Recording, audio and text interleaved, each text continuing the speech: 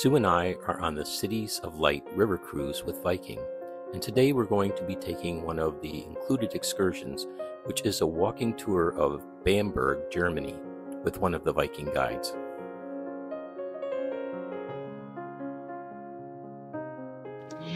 My name is Maike, and I'm your tour guide for the next 90 minutes.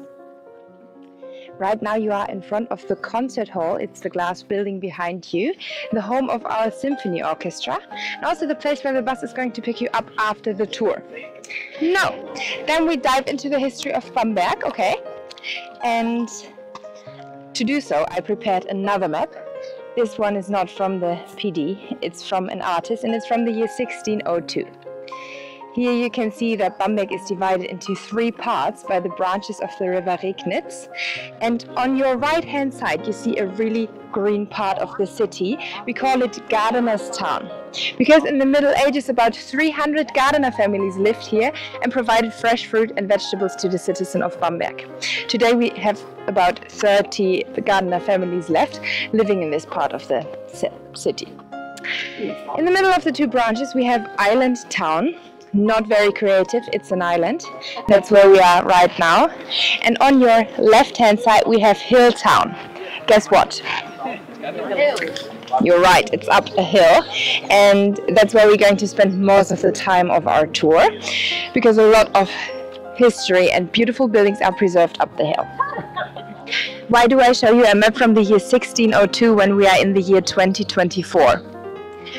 We want to learn about the history of Bamberg, of course, but you can also still use this map to find your way through Bamberg even today, because Bamberg is the best preserved medieval city we have in all of Germany. And that's why we are a UNESCO World Heritage Site since the year 1993. So there's a lot of history to experience, and the best way to do so is to walk through the city, right?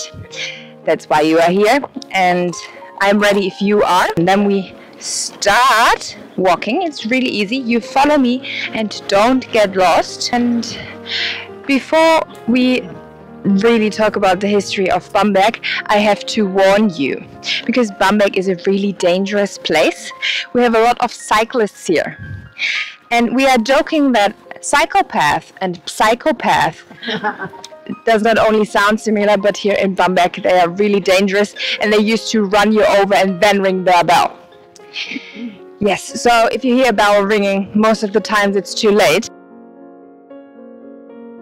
But to be safe here in Bamberg, it's a good idea to stick to the right hand side of the street.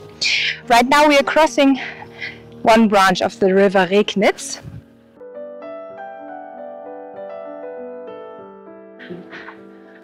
Looming up the hill in front of you, there is St. Michael's Monastery.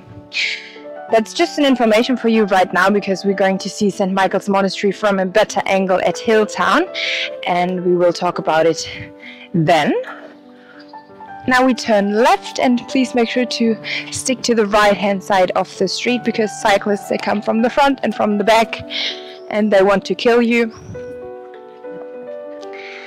To your right you see a yellow building, and next to the yellow building you see a sandstone building, and the sandstone building is called Palace Hotel today. Very fitting, it's a hotel, but it has never been a palace. You are looking at the first hospital we had in all of Germany, but the hotel management thought it might be more attractive to stay in a former palace than in a former hospital, so they changed the name to Palace Hotel. However, I think it's really interesting that it's the first hospital we had in all of Germany. It was built in the end of 700, and responsible for it being built was one of our prince bishops. Do you know what a prince bishop is? I tell you, a prince bishop is a really good offer, because you get 2 for 1. The most important fact you have to remember is that they ruled over Bamberg over decades, and they had sayings in secular matters, like a prince, and in spiritual matters, like a bishop. There's a cyclist coming from the front. She seems friendly. So one of the prince bishops we had here in Bamberg, his name was Franz Ludwig van Erthal, and he was responsible for the hospital being built. He was quite close to the citizen and was responsible for a lot of reforms. He reformed the school system, invented a health insurance program, and also was responsible for the hospital being built. Having a hospital was a very new invention. The closest equivalent at the time was a hospice. You went to a hospice when it was quite clear that you're going to die because of your disease, and if you had the hope to get cured, you stayed at home. So having a hospital was very important and very progressive. Raise your hand if you're from the United States. I see a lot of hands. Welcome to Bamberg. But it's good that you're a lot of Americans today, because now I would like to talk about how American culture influenced us here in Bamberg. Yesterday I was giving a tour. Everybody from Australia, nobody cared. But today I have a lot of American guests. Very nice. So let me start with a question. What do you think is the most popular sport we play here in Bamberg? Soccer is a very good guess because I really like to play soccer. I met my boyfriend playing soccer and I'm playing it for my whole life. But it's not soccer and it's not football. Baseball. Not baseball, but it starts with a B. Yes, it's basketball. Very good. And there's a good reason for it. After the Second World War, parts of the American army, they were stationed here in Bamberg. And they used to play basketball in their gymnasium. And we here in Bamberg got inspired to start playing basketball too, which was a really good idea. Because the local basketball team here in Bamberg, their name is Brose Baskets Bamberg, they won the German championship 4 times in a row. That's what no other team used to manage so far. So where is your wow? Wow. Thank you. But Bamberg is also known as Freak City because their fans go absolutely crazy about their team in the stadium, which we call Franconian Hell. So you can really imagine the spirit of our fans here in Bamberg. And because of the fans, Bamberg is a really lively place. But not only because of them, we also have a lot of students living here in Bamberg. Bamberg has about 80,000 inhabitants and 12,000 of them are students. Like me, I'm also a student. I'm 23 and I want to become a teacher when I'm older. And I'm definitely going to be older because it takes some time to become a teacher in Germany. But it could be worse. Bamberg is a really beautiful city and I will be teaching elementary school teachers. And I will teach pedagogy, psychology and sports. So please really don't tell anybody that I'm not into basketball. Perfect. We have a lot of building sites here in Bamberg because we are a UNESCO World Heritage Site. Because of that we have a lot of restrictions how to maintain the historic buildings, and we also have a field you can study how to maintain historic buildings here in Bamberg. We have a lot of one-way streets here in Bamberg, so going by car is not really convenient. It's easier to walk through the city or to go by bike, because also a lot of streets are really narrow because it's a medieval city. So I'm not recommending to go by car here in Bamberg. We are now about to enter the medieval city center, and you can already see a lot of buildings having a stone facade, but you can also see buildings having half timbered facades. That's the typical style of Bamberg. We will talk about it even more later on our tour. Today, in the morning, the city is really quiet, but in the afternoon and evening, it's going to be really busy. First of all, it's Friday, and all of the students go partying on Friday night. Right now we have exams, so maybe it's a little more quiet. And please make sure to take the footpath because it's a street and not only the bikes want to run you over, the cars are also very interested to do so.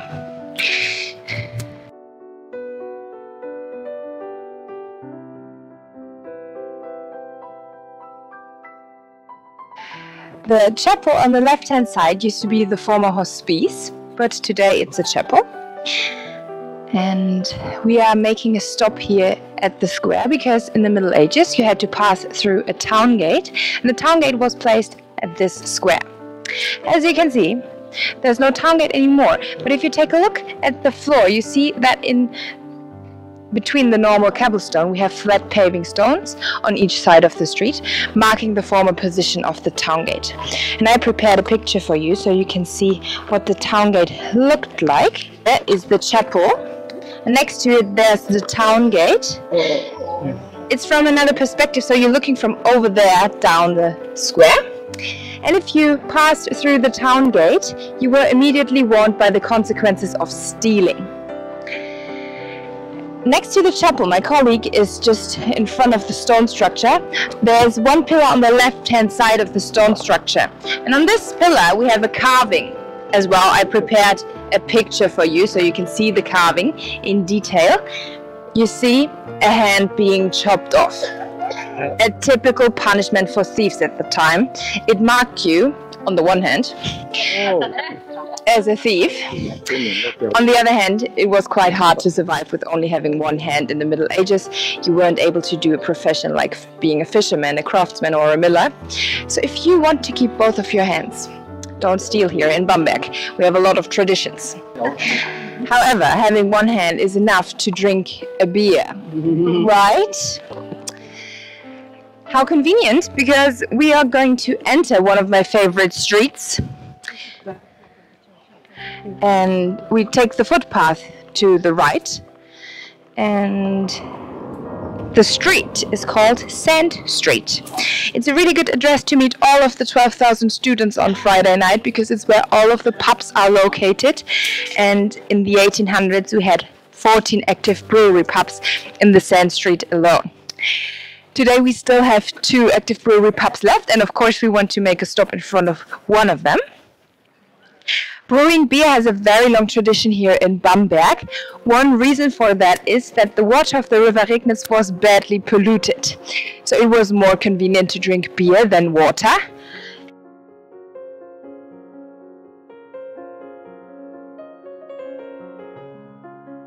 Everybody drank beer, not only the adults but also children drank beer. But none of them was drunk all day long, because a normal beer contained about 1 to 2% of alcohol, and today a normal beer contains about 4 to 5% of alcohol.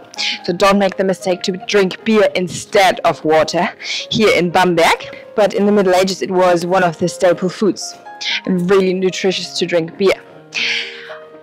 Walking through the Sand Street, you see a lot of door signs hanging above the door, marking the buildings as former breweries. On the left-hand side, you see a really cute one, in my opinion. You see a unicorn inside a wreath, and the former brewery is called the Unicorn. Very fitting. Walking through the Sand Street, we have to talk about one particular beer. You maybe already heard of it. It's the smoky beer. Have you heard of the smoky beer? Yeah. Have you tried it? No. That's good for you.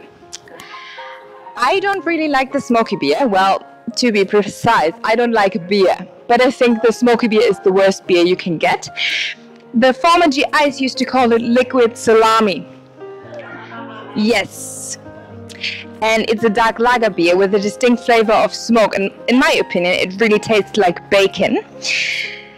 But if you haven't tried the smoky beer, you should definitely try it in the end of our tour, because it's worth it both ways. If you like it, it's good for you. If you don't like it, it's a good present for someone you don't like. So if you're looking for a souvenir, maybe the smoky beer is a good option for you. But you not only find the brewery here in the Sand Street, but also a lot of cafes. So the Sand Street is a really good address for you to spend your free time.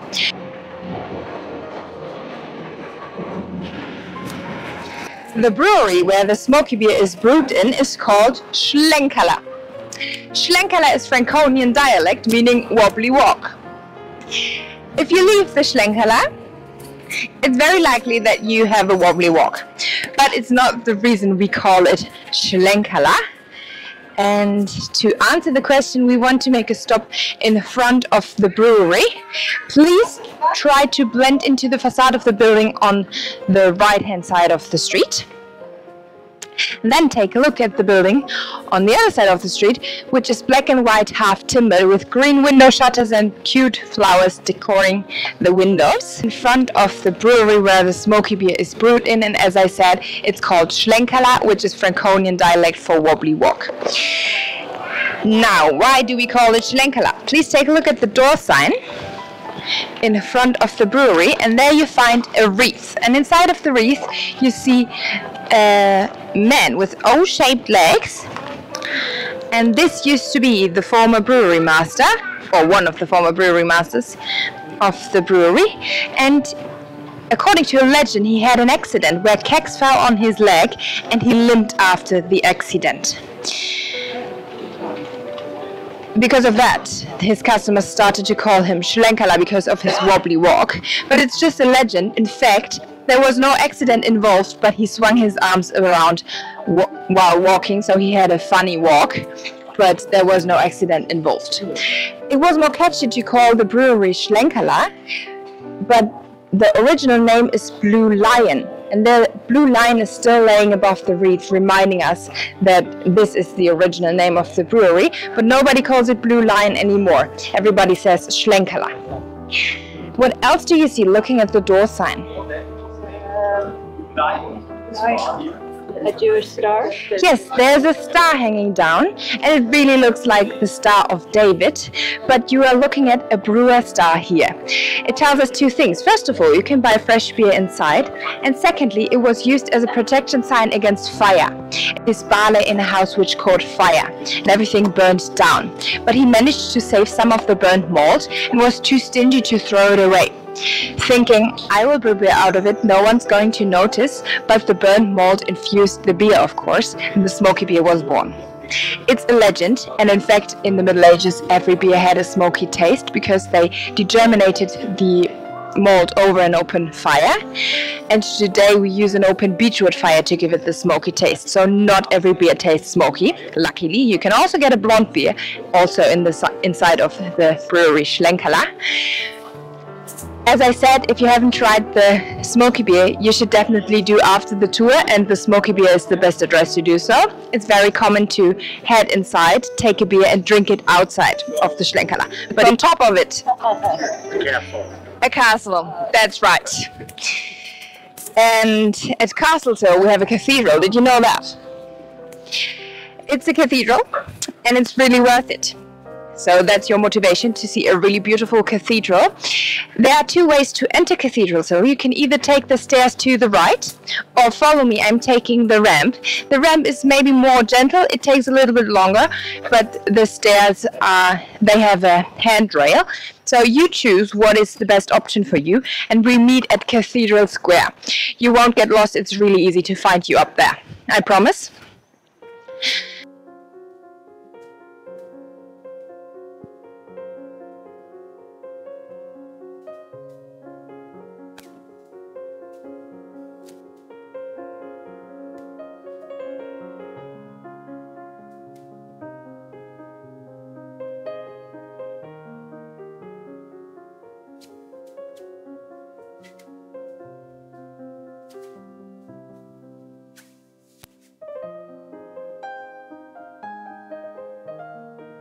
As well,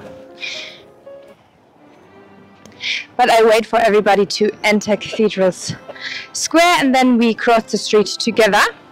The Cathedral Square is a pedestrian zone, but the only ones knowing that are the pedestrians. So be careful while crossing the street because a lot of cars are very rude. Okay, so we crossed the street together to stop in the shade in front of the beautiful cathedral.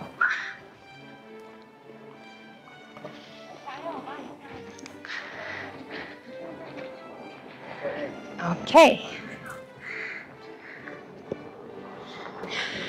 What would you call me if I told you the cathedral was built within 10 years? Wow, that's amazing. I heard that, a liar. But you also heard amazing. I was called optimistic, I was called a liar, I was called uninformed. It's not a lie that the first cathedral of Bamberg was built within 10 years. But you're looking at the third cathedral right now. The first cathedral, the cornerstone of it, was laid by Henry II. Henry II is a really important character in the history of Bamberg because he's the founder of Bamberg. He founded a diocese in the year 1007, and from then Bamberg was a proper city and also a bishopsy. So he started to build the first cathedral. Well, he made people start the first cathedral. And I prepared a picture of the first cathedral so you can see what it looked like. It was less than half this size, had only 2 towers instead of 4. This cathedral has 4 towers, I promise. You will see the other 2 in the back of it later on our tour. And it had a wooden ceiling and a wooden roof. Now I show you the picture, and on the picture you see a clue as well what happened to the first cathedral. Maybe you find it. That's the first cathedral. And the clue. Yes, it's right here. Later, after it was built, it was rebuilt quite quickly afterwards, but wasn't in use for very long either because it burnt down again. And after losing their cathedral 2 times in a row, the Bambergans came to the idea, we have to use more stone and less wood. And they built this cathedral in about 50 years. It took them that long that there was a change in style. Please take a look at the tower to your right. There you see, in the first level, rounded window arches. And if you go further up, you see no longer rounded window arches, but pointed window arches. Rounded window arches are a typical feature for medieval Romanesque style, and pointed is typical for the Gothic style. The Gothic style became modern. They wanted to have the most modern cathedral. That's why we have these 2 styles. They also started to build the cathedral from the front to the back. The 2 towers in the back are completely in Gothic style. We will compare them to each other later, and then you can really tell the difference. The cathedral is really beautiful from the outside, right? It's also beautiful from the inside. We won't see it together from the inside, but after the tour, feel free to enter it on your own. The entrance is free, and I show you what highlights you find inside of the cathedral. And after the tour, you can explore the cathedral on your own. Maybe you find them in real life. This statue is very famous here in Bamberg. You find it inside of the cathedral, and it's called Bamberg's Horseman. Very creative again. It's famous for 2 reasons. The first reason is it's the only equestrian statue you can find in a cathedral anywhere, because it's not typical to depict a horse inside of a Christian church. Do you know who's depicted here? Henry II is a good idea. A lot of people think that. But Henry II was Emperor of the Holy Roman Empire, so if you take a look at his crown, you see that's not an emperor's crown. You can only tell if you're an expert, but I'm an expert, and I tell you, that's a king's crown.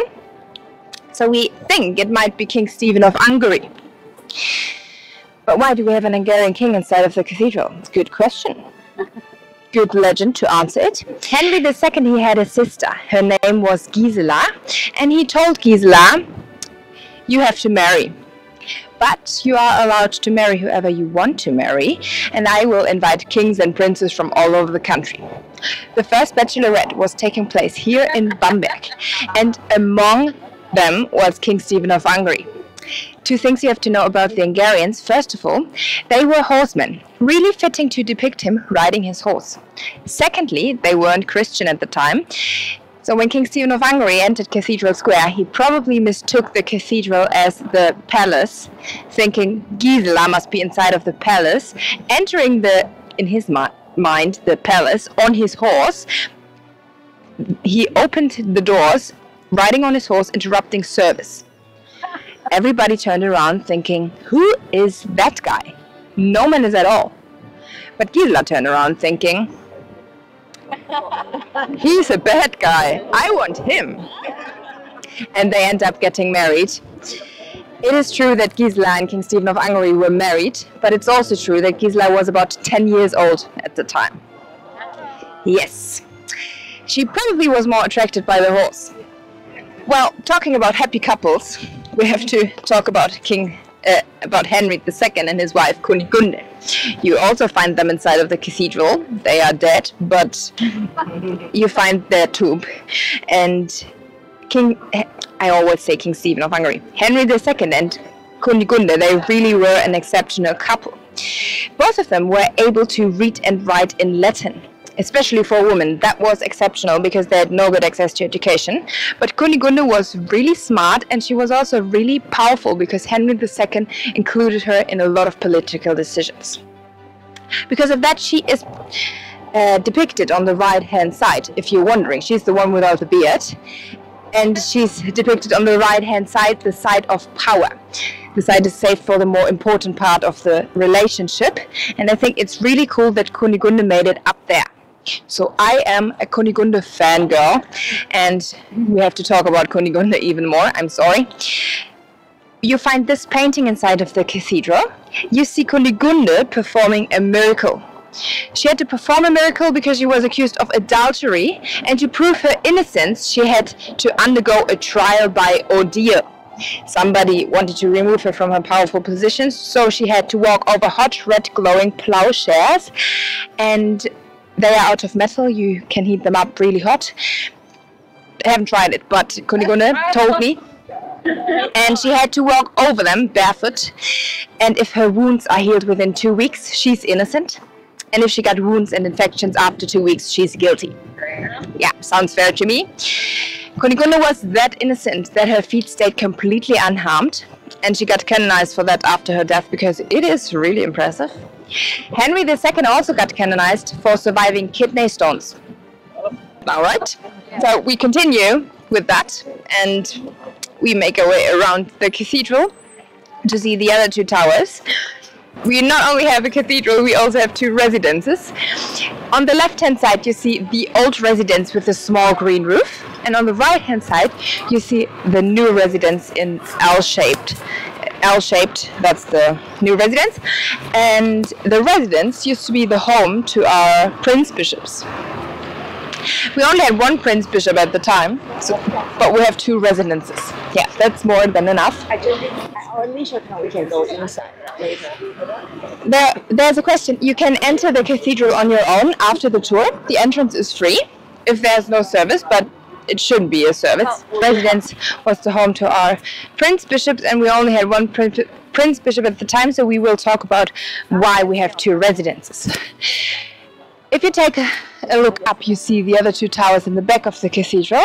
Easy to tell, that's Gothic style, a lot of decoration, a lot of pillars. I prefer the Gothic style because I like that you can see the sky through the pillars, but it's personal preference. Maybe you like the medieval Romanesque style more. Now, I would like to make a stop in front of Prince's Portal. We're now in front of Prince's Portal. It's called Prince's Portal. Because it's the most elaborately decorated portal to enter the cathedral, and in the Middle Ages only princes and kings were allowed to enter through the gate. Today it's still in use, but it's everybody's allowed to enter it if you're able to take the stairs. Looking at Prince's Portal, you can learn a lot about the worldview people had in the Middle Ages, because as an artist you had to find a way to express your opinion without sending sentences or letters, because barely no one was able to read or write. So they worked a lot with pictures, metaphors and sculptures. So now please take a look at the tympanum. The tympanum is a semicircle above the door in the arch, and there we find a man sitting in the middle. Maybe you recognize him. This time it's not King Stephen of Hungary and not Henry II. It's really fitting to depict him at the entrance of a church. Very good. We see Jesus Christ sitting in the middle, and you're looking at a scene of the Last Judgment. On the left-hand side, you see the blessed people looking in the direction of Jesus, and they awe him. And on the right-hand side, you see the damned people and a demon dragging the damned people to hell. Looking at the faces of the damned people, you think they might have the best time of their life there, because they are laughing with showing showing their teeth. But laughing with showing your teeth was considered being unbecoming in the Middle Ages because we had a pretty bad mouth hygiene.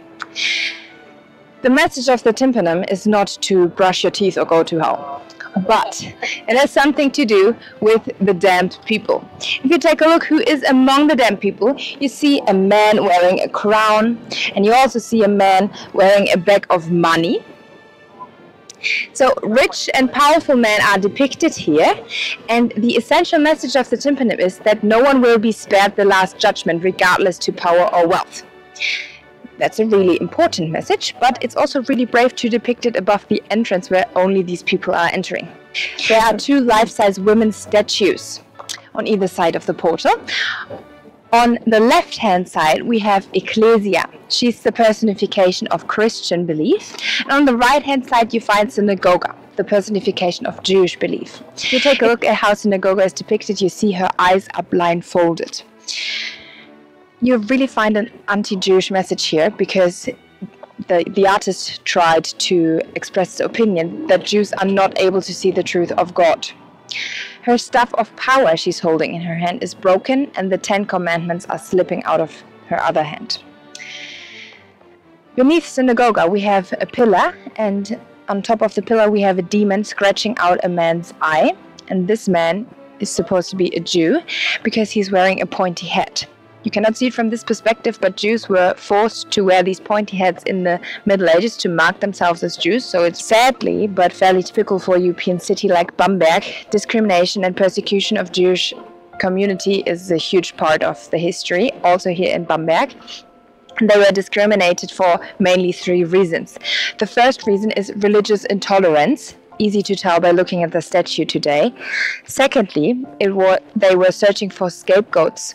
We already learned people weren't very well educated, and it was really easy, or it was hard to have a good explanation for bad harvest or diseases, but it was really easy to take the minority of population and to make them responsible, the Jews. The third reason was envy. As a Jew, you were not allowed to become a craftsman because there was a Christian oath required. And because of that, Jews were forced to do professions having to do with money lending, taking interest on it, and finances. A profession where Christians weren't allowed to work in. The case that Jews were allowed to be in touch with money made the Christians really envious.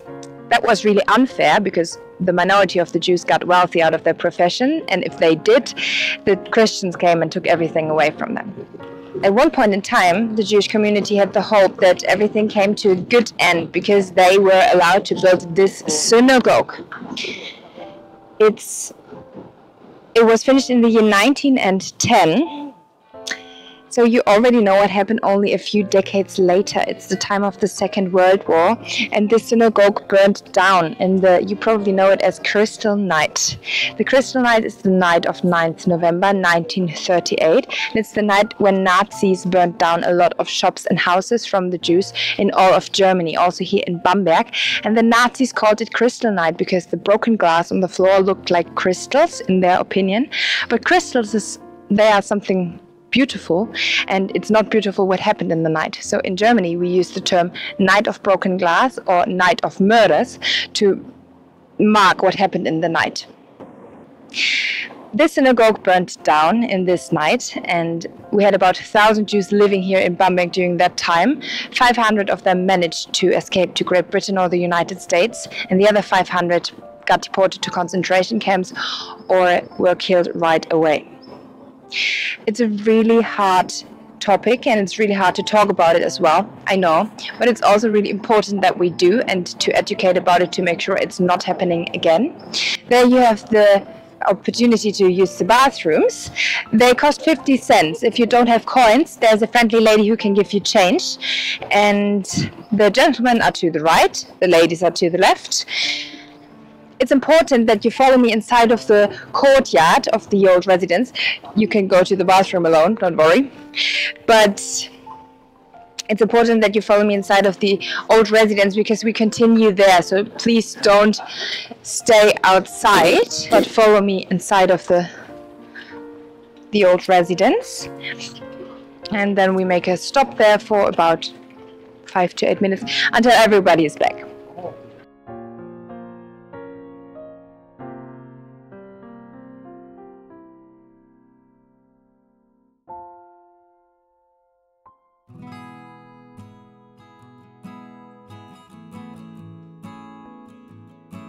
Show you the picture and you keep it to yourself, and then when everybody's seen the picture we share our guess, okay?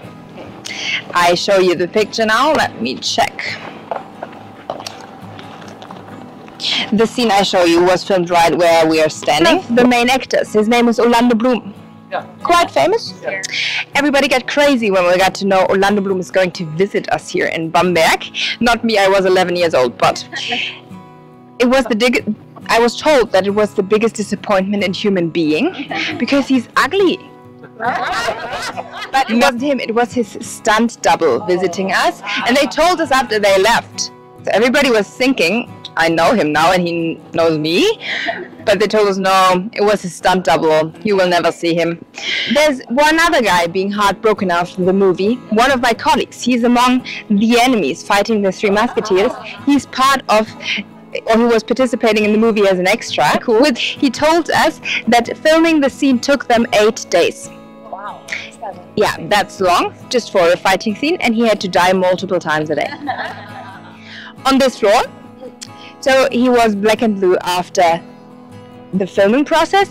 That's why he quit his career. It was too tough. I think Hollywood is not missing him. But as I said, the servant wings are today in use as a museum. There was also the idea, I squeezed through because we continue walking. There was also the idea to rent the wings to students. But thinking twice about the idea, they came to the conclusion to not rent it to students, which is a pity because I think it's a really good scenery for a theme party. But I think they had good reasons to make a museum out of it. And it's also really hard to head up the hill every day if you live here, so maybe it's better to not have student housings here in the old residence. We not only have an old residence, I already mentioned that, we also have a new residence. And now it's a good time to talk about the reason why we have two residences. The answer is Baroque style. The old residence is in Neo-Renaissance style. But we had a Prince Bishop, he was in love with the Baroque style. His name was Lothar Franz von Schönborn. And the solution of Lothar Franz von Schönborn was, I built my own residence in Baroque style, and that's the building you see in front of you today. The Baroque style really demands symmetry, but our shape is not very symmetrical, right? If you take a look at the left corner of the building, you see stones sticking out of the wall. We call them waiting stones. I think they will wait forever for the other half of the building. But Lothar Franz von Schönborn had the slogan, going Baroque, going broke. He wasn't able to afford the other half of the building, which is good for us because otherwise the old residence would have been demolished. And today we have 1.5 residences here at Cathedral Square, which is more than enough because there's no Prince Bishop left. Today the new residence is the State Library and also a museum. Every historic building here in Bamberg is a museum, but we have a lot of history to preserve, so it's never getting boring. In front of the door knockers of the doors. The artist who designed these door knockers, he won a prize. Can you guess which prize he won? And I'm not trying to make an inappropriate joke here. He won the Nobel Prize because there's no bell. It's a knock-knock joke. Is wood on the floor. It is wood, and there's a good reason for it because in Lothar Franz von Schönborn, the Prince Bishop who built this building, he slept above the entrance, and it was too noisy when coaches entered, so there was somebody inventing the wooden cobblestone. It had noise cancelling function, and they're still here today. Okay. Now, please take a look at the facade, and looking at the facade, maybe you find something odd about it. It is painted very good, and this is not what because Lothar Franz von Schönborn had not enough money to afford a proper facade, but it's a typical Baroque feature which is called trompe-l'œil. That is French and means to fool the eye, and I think they did a really good job to fool us. It's hard to tell where actual windows are and which ones are just painted on. And yeah, typical Baroque feature. Now we enter the Rose Garden together, a very impressive rose garden. We're taking the stairs here. We have a handrail on the right, really worth it. It's really pretty. Here in the rose garden you find 4,500 roses in 67 different varieties. It smells so good. It smells really good, and you also have a really good overlook over the city from here. So we're heading to the railing together to enjoy the overlook over Bamberg.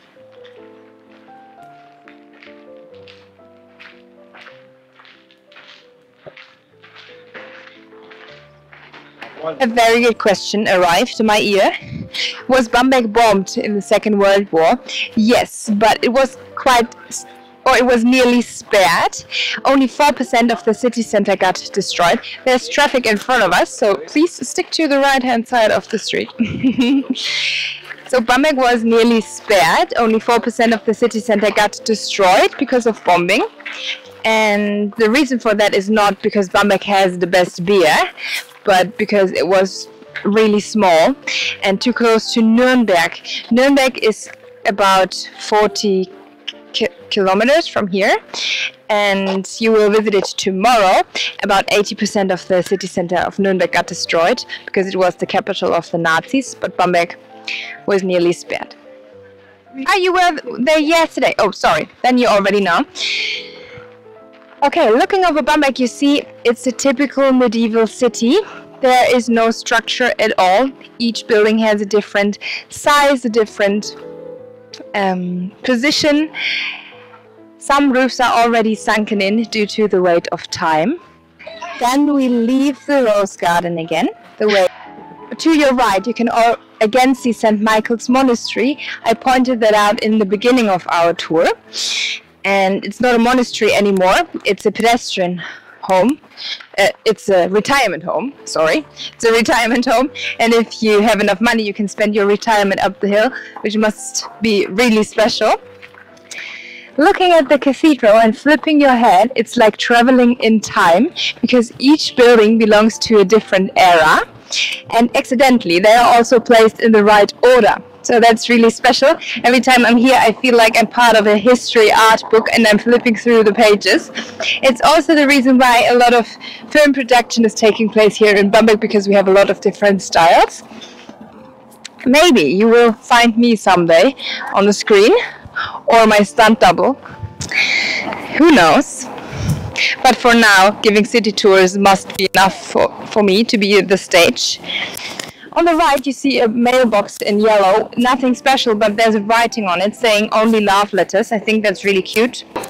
We are now going to pass the stumbling stone I was mentioning before.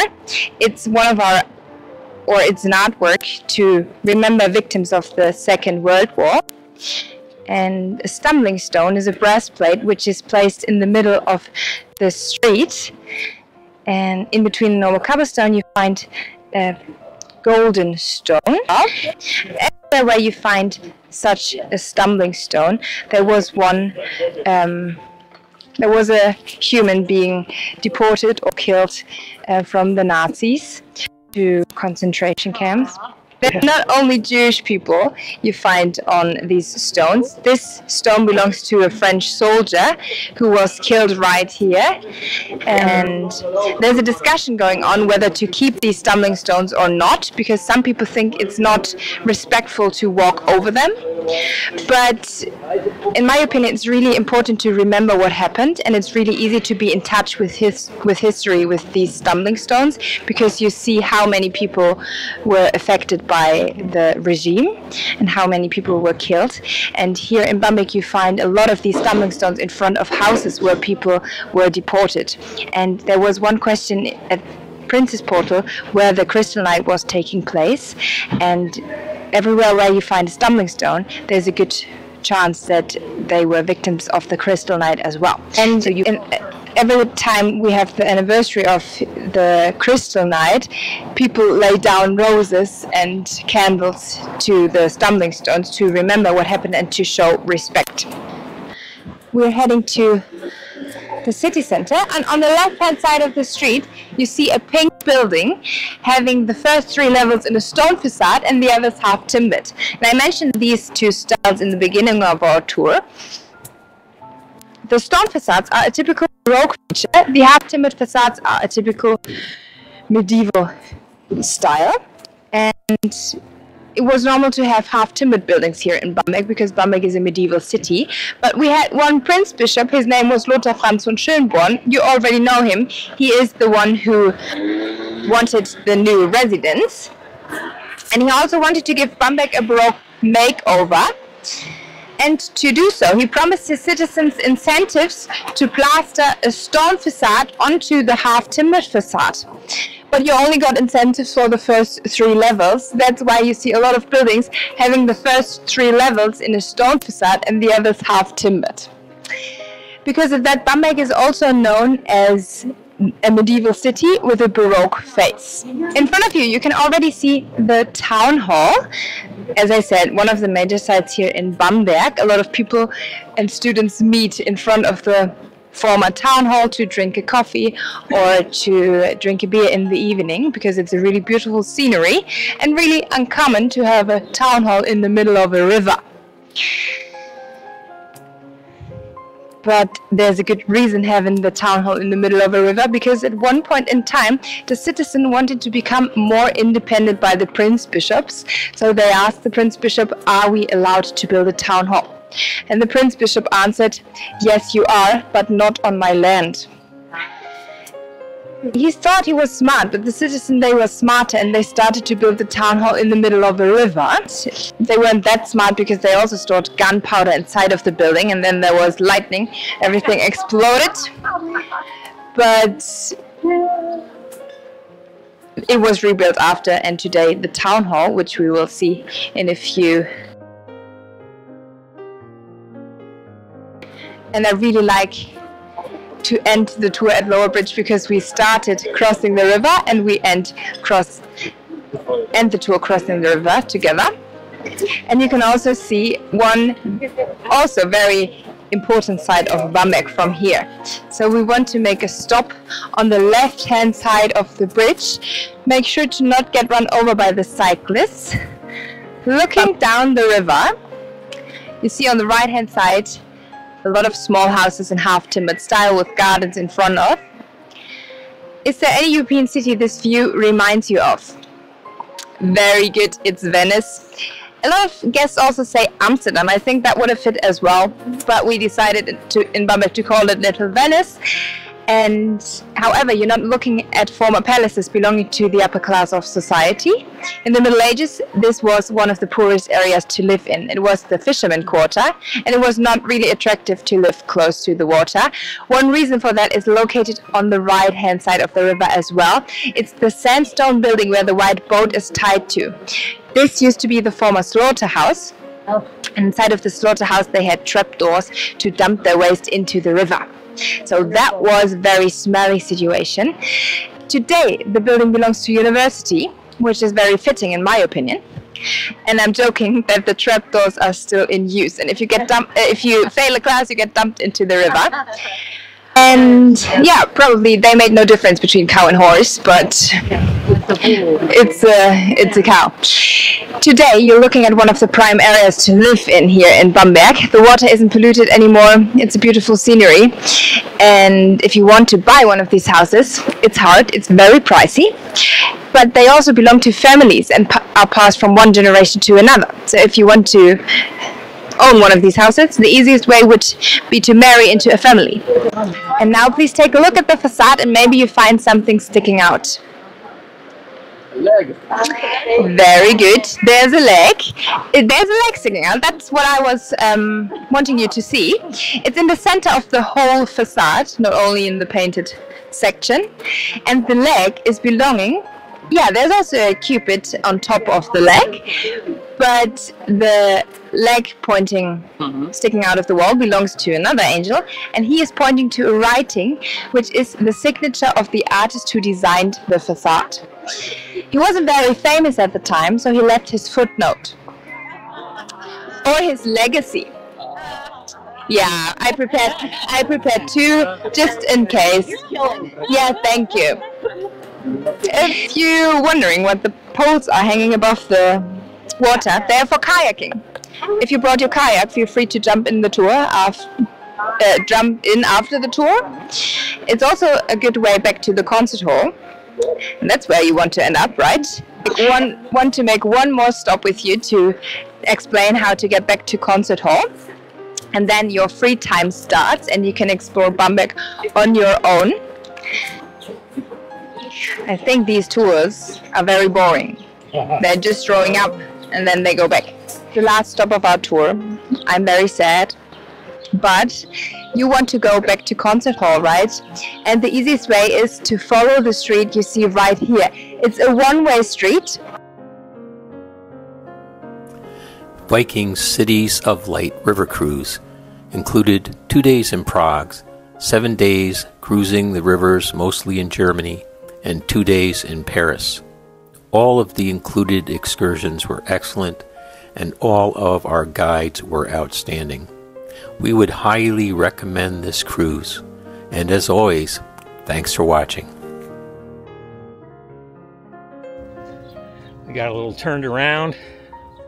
We put our Google instructions in and accidentally put in driving instructions instead of walking. So figured it out in time, so we're back where we started with the group, and I don't see a lot of people here. Yeah.